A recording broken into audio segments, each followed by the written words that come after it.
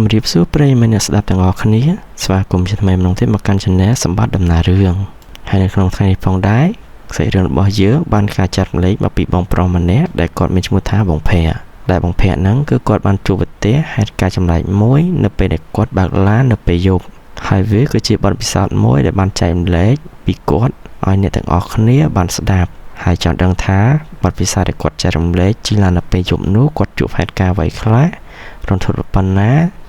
ជាងកុំឲ្យខាត់ពេលយូរយើងចូលទៅស្ដាប់ការដំណើររឿងរបស់អ្នកទាំងអស់គ្នា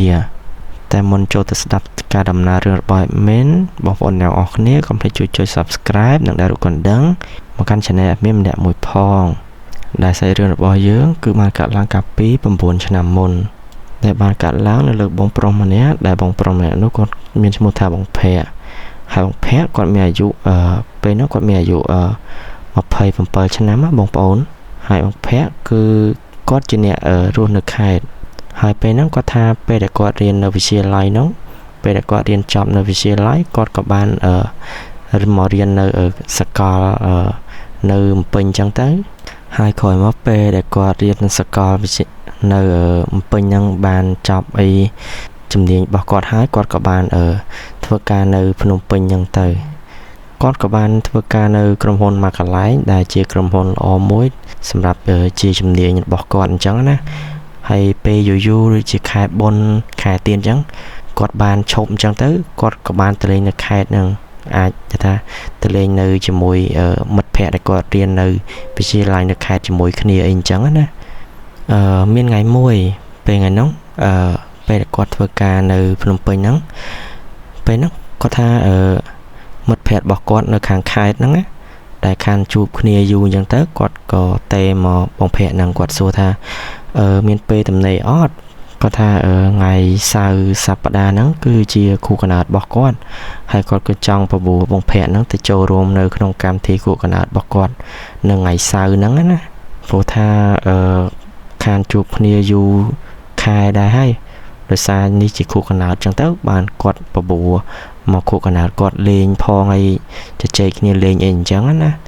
តែដោយសារបងភ័ក្រនោះគាត់រវល់ការងារគាត់ទៅគាត់ក៏បាននិយាយទៅកាន់មិត្តភ័ក្តិគាត់នៅស្រុកហ្នឹងគាត់ថាអត់បានទៅទេព្រោះដោយសារជាប់ពេញការងារនៅពេញហ្នឹងវាច្រើនដែរអញ្ចឹងគឺគាត់បានទៅគាត់ក៏បានសុំទោសមិត្តភ័ក្តិគាត់អីតាមហ្នឹងអញ្ចឹងទៅណាហើយមិត្តភ័ក្តិបងភ័ក្រនោះគាត់ក៏មិនជាខឹងអីដែរព្រោះធ្វើម៉េចដោយសារគាត់រវល់ការងារអីអញ្ចឹងទៅបន្ទាប់មកដល់ថ្ងៃសុក្រដែលចិត្តថ្ងៃខួបកណ្ដាលរបស់មិត្តភ័ក្តិគាត់ហ្នឹងណាមិត្តភ័ក្តិគាត់ហ្នឹងក៏បានផ្ញើសារមកបងភ័ក្រហ្នឹងទៀតអញ្ចឹងណាគាត់ក៏បានសួរថាបងភ័ក្រហ្នឹងបើសិនជាគាត់បានមកកម្មវិធី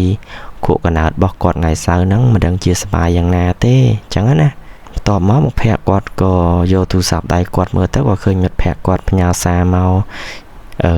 និយាយអីចឹងទៅគាត់ក៏បានតបទៅមិត្តភ័ក្តិគាត់វិញថាគ្នាអត់បានទៅអីចឹងណាដោយសាររវល់ការងារច្រើនគាត់ថាចាំមើលទំនេរពីការងារចាំគាត់ទៅលេងបន្ទាប់ពីថ្ងៃខួបកណ្ដាលអីចឹងទៅបន្ទាប់មកមិត្តភ័ក្តិគាត់ក៏មិនបានតបសារមកឲ្យគាត់វិញដែរពេលហ្នឹងហើយដល់ពេលយប់ឡើងថ្ងៃសុក្រហ្នឹងរបៀបថាគាត់ធ្វើការច្រើនពេកអីចឹងណាគាត់ខានទៅលេងស្រុកកណ្ដាលខានទៅលេងមិត្តភ័ក្តិគាត់ម៉ាក់ប៉ាយផងចឹងទៅថ្ងៃយប់ថ្ងៃសុក្រហ្នឹងគឺគាត់របៀបថាគាត់គេងអត់លក់អីអញ្ចឹងណាគាត់ក៏មើលម៉ោងទៅម៉ោងដូចជាខ្ទង់ម៉ោង10អីហើយពេលហ្នឹងណាគឺគាត់គេងអត់លក់ទេអញ្ចឹងពេលហ្នឹងភ្លាមអញ្ចឹងទៅគាត់ក៏សម្រេចចិត្តថាគាត់នឹងទៅស្រុកកណ្ដាលហ្នឹងទៅលេងឪពុកម្ដាយគាត់ផងទៅលេងមិត្តភ័ក្តិគាត់ផងដើម្បីចូលរួមកម្មវិធីខួបកណ្ដាលមិត្តភ័ក្តិគាត់នៅថ្ងៃស្អែកអីអញ្ចឹងណាគាត់ក៏ធ្វើដំណើរចេញទៅទាំងយប់ហ្នឹងតែម្ដងដែលគាត់ចេញដំណើរហ្នឹងទៅស្រុកកំណើតគាត់ហ្នឹងគឺរៀងឆ្ងាយគួរសមដែរដែលចម្ងាយថាយើងអាចនិយាយថាជិះរយៈពេល3ម៉ោងអីដែរព្រោះវារៀងឆ្ងាយបងប្អូនហើយបងភ័ក្រហ្នឹងគឺពេលដែលគាត់ទៅហ្នឹងគឺគាត់អត់បានទេទៅប្រាប់ម៉ាក់ប៉ាឬក៏មិត្តភ័ក្តិអីគាត់ទេព្រោះដោយសារគាត់ចង់ឡើងទៅហ្នឹងដើម្បីsurprise មិត្តភ័ក្តិគាត់ផងអីអញ្ចឹងណាអញ្ចឹងគាត់ក៏ធ្វើដំណើរចេញពីផ្ទះគាត់ទៅទាំងយប់ហ្នឹងហ្មងទៅបន្ទាប់មកគាត់ក៏បានរៀបចំអីវ៉ាន់គាត់បន្តិចបន្តួចហើយដូចជាកាអាដូចជាស្បែកជើងឆ្នាំងសាកទូរស័ព្ទអីហើយ គាត់ក៏បានចេញដំណើរទៅទាំងយប់ហ្នឹងគាត់ថាពេលដែលគាត់ចេញដំណើរទៅហ្នឹងដូចជាខ្ទង់ម៉ោង11អីហើយបានគាត់ចេញដំណើរពីផ្ទះគាត់ទៅហ្នឹងហើយបងប្អូនទាំងអស់គ្នាដោយសារតែគាត់ចេញដំណើររបៀបទាំងបញ្ញាប់អីចឹងណាគាត់ក៏ចេញដំណើរបានប្រហែលជាពាក់កណ្ដាលផ្លូវនៃស្រុកកណ្ដាលគាត់ហ្នឹងនិយាយទៅជីបាន1ម៉ោងកន្លះអីចឹងត្រូវនៅ1ម៉ោងកន្លះទៀតបានដល់ស្រុកកណ្ដាលគាត់ដល់ពេលហ្នឹងឡានគាត់ក៏អស់សាំងទៅព្រោះដោយសារគាត់បញ្ញាប់ពេកគាត់ក៏មិនបានឆែកមើលសាំងគាត់មើលនៅលើកុងទ័រឡានអីចឹងណាក៏អស់សាំងនៅពាក់កណ្ដាលផ្លូវដែលស្របពេលដែលអស់សាំងហ្នឹងគឺរបៀបថានៅឆ្ងាយពីភូមិគេឯដែរចឹងណាហើយគឺបានឈប់នៅកន្លែងរបៀបថារៀងវាលដែរអីចឹងណាបងប្អូនពេលដែលឡានគាត់អស់សាំងហ្នឹងណាហើយពេលដែលអស់សាំងហ្នឹងម៉ោងដូចជាខ្ទង់ម៉ោង12កន្លះឯដែរវារៀងយប់ជ្រៅអីចឹងណាបងប្អូនបន្ទាប់មកគាត់ក៏បានចុះពីលើឡានគាត់ដែលកន្លែងគាត់អស់សាំងហ្នឹងគាត់ក៏បានចេញមកខាងក្រៅឡានគាត់ក៏បានឈរមកឡានគាត់ដើម្បីគាត់ឈរលើកដៃដើម្បីផ្ដល់ជាសញ្ញាដើម្បីគេជួយអស់សណ្ដោងឡានគាត់អីចឹងណាតែពេលហ្នឹងមានឡានគេជិះមកកាត់អីមួយដែរតែដោយសារយប់ជ្រៅខ្លាំងពេកប្រហែលជាគេគិតថាគីឡូខ្លាចគេប្លន់ឡានប្លន់អីចឹងទៅក៏គេអត់ចុះទៅជួយសណ្ដោងឡានគាត់ទៅហើយបងភ័ក្រគាត់ក៏គិតទៀតថាគាត់ចង់ទៅខលទៅមិត្តភ័ក្តិគាត់ឬក៏ឪពុកម្ដាយគាត់ដើម្បីមកជួយចឹងគាត់ថារឿងឆ្ងាយពេកក៏មិនដឹងឲ្យខលធ្វើមិនអីមិនចឹងណាកុំឲ្យឆ្ងាយគេជិះមកធ្វើដំណើរអញ្ចឹងទៅណាព្រោះយប់ដែរអញ្ចឹងបន្ទាប់ពីគាត់គិតហើយគាត់ថាមានតែជំរឿចុងក្រោយមានតែម្យ៉ាងមានតែដេកនៅក្នុងឡានអីអញ្ចឹងទៅគាត់ក៏បានបើកទ្វារឡានចូលទៅសម្រាប់ដេកអីមកទិញទួចអីចឹងណាហើយគាត់ក៏បានចំហទ្វារឡានរបស់គាត់ហ្នឹងបានតិចហើយគាត់ក៏ចាប់ផ្ដើមសង្ងំដេកនៅក្នុងឡានហ្នឹងតែម្ដងពេលហ្នឹងណាបងប្អូនពេលនោះក៏មានរឿងចម្លែកកើតឡើងនៅលើគាត់នៅពេលយប់ហ្នឹងគាត់ថាពេលដែលគាត់បិទភ្នែកដេកមិនទាន់បានប្រហែលជា10នាទីផងពេលហ្នឹងគាត់ចាប់ផ្ដើមឮសលេងគោះរបៀបថាមានណាគេមកដើរកាត់ឡានគាត់ហ្នឹងគោះកញ្ចក់ឡានឮសូរតោកចឹងណាក្រោយមកបងភ័ក្រគាត់ក៏បើកទ្វារឡានរបស់គាត់ទៅក៏ឃើញតាចាស់ម្នាក់ដែលគាត់កំពុងជិះកង់មកចឹងណាហើយតាចាស់ហ្នឹងគាត់ក៏បានសួរបងភ័ក្រនឹងថាឡានចៅកើតអីមិនបានមកឈប់នៅច្រកទ្វារចូលផ្ទះតាអញ្ចឹងដោយសារពេលហ្នឹងវារៀងយប់ផងហើយបងភ័ក្ររៀងរបៀបថាគាត់រៀងងុយដេកផងគាត់ក៏មិនបានចាប់អារម្មណ៍ពាក្យចុងក្រោយរបស់តាគាត់សួរអញ្ចឹងគាត់ក៏និយាយទៅវិញថា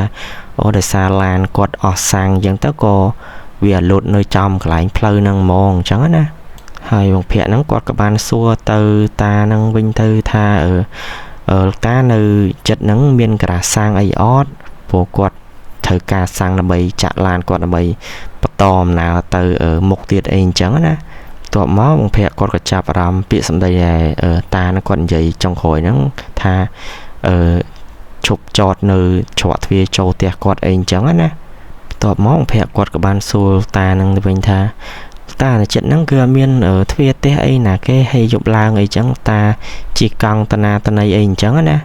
លោកតាអត់ខ្លាចទេអីព្រោះយប់ឡើងអញ្ចឹងវាស្ងាត់វាអីខ្លាចមានចោរប្លន់ចោរអីលោកតាអញ្ចឹងលោកតាហើយលោកតាជីកង់ហ្នឹងគាត់ក៏បានតបទៅបងភ័ក្រវិញថាអត់អីទេចៅដល់ផ្ទះតាឯងអត់អីទេអញ្ចឹងណាហើយតាជីកង់ហ្នឹងគាត់ក៏បាននិយាយទៀតថា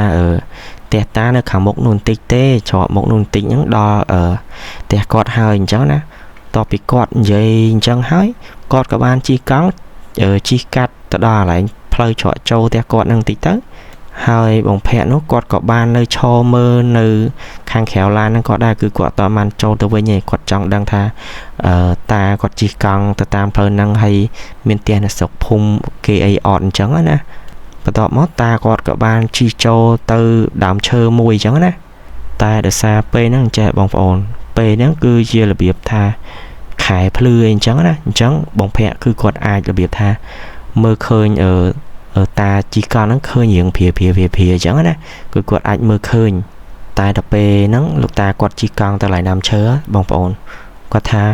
ពេលដែលលោកតាជីកង់ទៅដល់ឡើងដើមឈើហ្នឹង chi tới đó lại coi đam chơi nắng xem ta chi tới bắt tăng mình nước bắt tăng con ấy chẳng món bông bồn pê nắng á cứ quan vậy chẳng cứ ấp khơi mà được ấy trên mo bị khỏi nắng đam chơi với nhỉ có tha mơ tới đôi chia chùm lại ấy bệnh đắng nè hỏi pê nắng bông phẹ quạt chập đào prư sờ bò rồi prư sờ bò nha hay quạt hiện khai đá quạt có hột trâu nông lan quạt bên chẳng nè bật phía bật ấy lọc sao lọc ấy chẳng nè bông bồn hai quạt có sừng ngầm nó không lan nó sừng ngầm tới quạt có kênh lụa chẳng tới hai đập pê phạt lang tới bông phẹ nó quạt có tranh được khéo lan quạt đầm bay quạt chẳng đang tha hưởng dụng mình nút quạt khơi người ta chỉ còn từ lại đam chơi nó bông bồn quạt tha pê để quạt tranh từ mơ lại đai lúc ta chỉ còn lại đam chơi nó quạt tha cứ ọt miên te ấy là kê đó có tha khơi ta là việc tôm nè tai mùi trắng á nó lại nắng á phụ lại nắng là việc chia hiện bia sẽ trung minh song khang còn trắng tay miên ta lại đâm chơi nó anh tôm nè ta môi tê lại nó để quạt ban khơi trắng á ta lại tôm nè ta nó là việc tha kê lại để kê mà xong nọc sọc bài ấy trắng tay hai bằng phép con có cất tha hai chia lục ta đại dụng mình cọt khơi nắng hai chia mền mà được thế hai chia lục ta thẻ xa nơi nồng trắng nè tai pe nó có việc chia sầm nàng là bọc quạt môi khá đài còn tha ở việc miền là việc tha thưa đại lục ta quạt chỉ còn màu trong đài bản nơi tha là việc được màu lon màu ấy trắng nè là việc lục ta nó quạt còn là chỉ còn màu là việc su nom tana tanay ấy trắng nè hơi khỏi móc pe nó có tha bàn lan cái chi cắt chị ấy chẳng ta có bàn xong kê chui tinh sang tinh ấy vô mà chạ lan quạt có bàn tòm nào ta đo lại sọc cái nào quạt có bàn chụp mất phẹ quạt ấy chẳng tới hai pe nó có quạt mình khai mẹ làm ta khai ấy mấy đẹp phù rồi xa tha vì ở miền chỉ hướng ấy tha cùi khai ấy khlang tay còn tha bông bông được nè bờ sân gì pe nó dương được không hạt ca nắng có việc hiện chậm lạiได้ไหมนะบางปอนนั่งไอ้บางปอนออกนี้ใส่เรื่องออกกอดนั่นคือกอดบ้านใหญ่ปรับไอ้เมียนแต่ปันนังเต้ให้ออกคนเราบางปอนออกนี้บัดสันเจียบางปอนออกนี้โจจัดการดำนาเรื่องบ่อยเม้นกำลังช่วย subscribe หนึ่งดาวคนดังเอาชนะเมียนเนี่ยมวยพองออกคนบางปอนออกนี้จูบนี้ในวิดีโอมันตอบบายบาย